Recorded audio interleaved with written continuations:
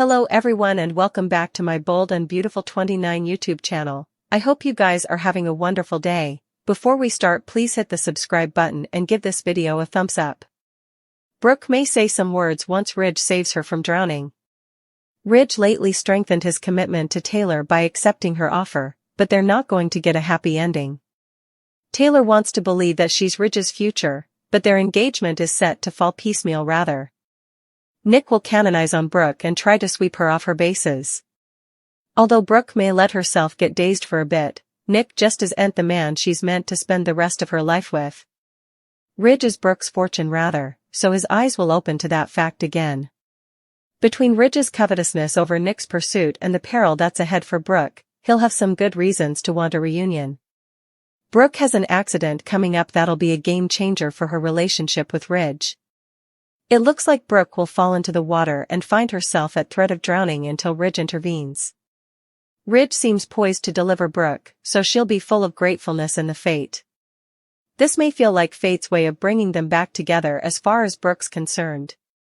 Brooke may have a 5-word response when Ridge comes through for her, "You've always been my idol." You can go that Brooke will sing Ridge's praises and enjoy his attention, indeed if the circumstances aren't ideal considering all the water chaos. Ridge will discover that Brooke is the only woman for him by the end of all this, so stay tuned for updates on any other reunion-related news. Taylor is still running around with her head in the shadows after her engagement to Ridge. What goes up must come down and Taylor's in for a heartache this summer. Is Ridge's fiancé going to call off the marriage and leave city? Ridge got caught up in the moment when his ex-wife asked him to marry her on a romantic regale date. He was quick to say yes, but the reality of his engagement is starting to protest in. Still, his other partner Brooke is no way going to take him back, if Ridge walks down the aisle and says "I do" with Taylor Hayes. When Taylor begins obliging Ridge to set a marriage date with her, it becomes egregious she's way more interested in getting wedded also he is. The fact that her fiancé is jealous of Nick and Brooke spending time together will only further inspire Taylor to call off the marriage. Steffi will also be off the oil this summer, and scuttlebutt has it she packs her bags and heads to Europe with the kiddies. Still, why would Taylor Hayes want to stay? She has no other family in city and doesn't feel to have any cases right now, if the marriage is out and Steffi and the kiddies are gone. Do you suppose Taylor is on her way out? Will you be sad to see Taylor go? Or are you holding out stopgap she and Ridge make it down the aisle? Luna descent further into insanity. She let herself into her father's family home and raised hell for being ejected from his life. And, when he rejected her again, she took to stalking. She followed not just Finn and Steffi but her little family, too. Those sneaky scenes with Hayes could bring her dearly, but she enjoyed every second. Speaking of being rejected, Luna didn't just feel that sting from her pater, but by her grandmother too. Sheila is the baddest of them all and one would suppose she'd be Luna's soft place to fall. But, nope. The she-devil not only turned down her invite to join forces, but instantly ratted her out. Luna sounded to veritably much enjoy calling up a gangster and buying herself a gun. Yikes. That's the last thing this baddie needs. While we were sure the first person she'd use it on was Steffi, the tables turned and it was Will who goggled down the barrel. The twists and turns came in hot and Luna was each about bringing the heat.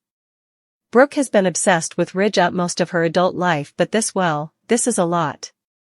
To turn down a life and love with Nick for a stopgap and a prayer Ridge might leave Taylor? Well, that's just about broke our hearts. Still, it's Steffi Forrester, if there's one woman who's long overdue for a little tone defense upgrade. Let's be real, she's principally the walking description of a target these days. Between being shot by Sheila, stalked by the she-devils look such like Sickie, and now facing off against a gun-applying Luna, Steffi needs further than cheek and stilettos. She might need to pack some heat. Steffi's got it all, smarts, beauty, a business conglomerate, and an unvarying chine. But let's talk reality. What good is a fashion-forward power player if she's always 5 seconds down from getting someone's coming victim? Her home security system must be exhausted at this point, and yet her adversaries keep slipping through the cracks. First, it was Sheila. Also Sheila's Sickie binary look such like. Now, Luna's twisting into dangerous home with a gun in hand. Girl, enough is enough. Steffi and Luna could turn deadly, and not just emotionally. However, what exactly is Steffi supposed to do? Talk her out of it with a killer regard and developer shoes? This isn't a boardroom concession if Luna's the only one fortified. It's survival, and Steffi is way too important to be left helpless. Luna bursts in, emotional and erratic, gun raised. Steffi reaches into her large developer bag, pulls out her own armament, and suddenly, it's a classic cleaner standoff. 2 women, 2 ordnance, 1 shot, and a dramatic thriller. Who goes down? Who survives? And who gets the last Russell Good harangue? The possibilities are endless, and exactly the kind of chaos suckers live for. Ridge would go full defensive pop. Finn would be torn between woman and kinsman. And if Steffi actually shoots? You more believe Brooke, Hope, and Liam would find some way to fit themselves into the fate. Steffi carrying a arm isn't about glorifying violence. It's about survival. However, shouldn't she eventually have a way to indeed the playing field? And really, who wouldn't want to see our fierce queen get her own cleaner-style vengeance moment in slow stir? If everyone differently gets to hang her life on a daily basis. Steffi is counting her lucky stars right now. She got plenitude of good news. Will nearly ended up as the coming victim on Luna's mega hit list. She pulled a gun on him after discovering that he was wearing a line. She learned that Steffi had commodity to do with Will's surprise visit.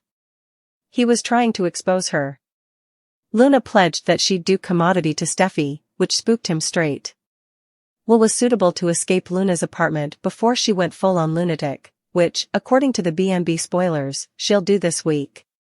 Will rushed back to the Cliff house while the police were apparently showing up at Luna's apartment. But it was too late because she was formerly headed for Sheila's place. Steffi and Finn were relieved to see Will alive and not hurt. Elektra was also happy to have her Swain back in her arms. Indeed, though she had to watch him kiss Luna, she felt good knowing that he was all hers. Will didn't feel in magnet to Luna despite having to kiss her. Steffi got further good news latterly that day. She got a visit from her mama, Taylor, who was rocking a diamond ring on that cutlet. Steffi asked her what was with the ring. Taylor confessed that she proposed to Ridge and he said yes.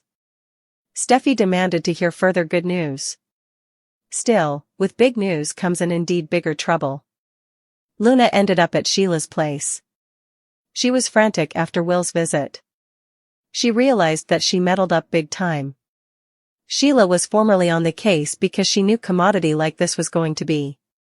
Luna was upset at her grandmother's response. She allowed. She'd get her support. But Sheila was only there to keep Luna on the straight and narrow. She's concerned about Luna, who's formerly far off the deep end. Luna feels like she was ambuscaded. And she blames Steffi for what happened. Luna hovered to put an end to Steffi, which put a bite up Sheila's chine. When you scarify the she-devil, you know you have a problem. Nick listens and as Taylor proposes to Ridge. Taylor says life is too short to waste time and wants him to tell her that he wants the same. Brooke is drooling with Katie and says she hopes Ridge doesn't make any rash opinions which would impact their lives ever. She thinks Ridge is only with Taylor out of obligation because they both know their relationship is illicit. Katie doubts Taylor would see effects the same way. Brooke can't understand how Taylor could live with settling for sloppy seconds.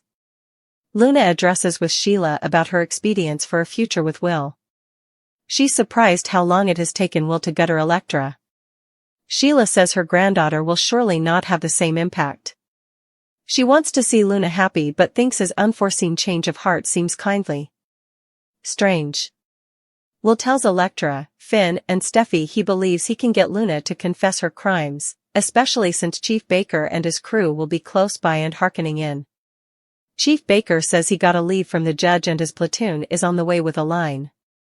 Steffi says Will doesn't have to go through with this plan but he says he'll do whatever is necessary to stop Luna.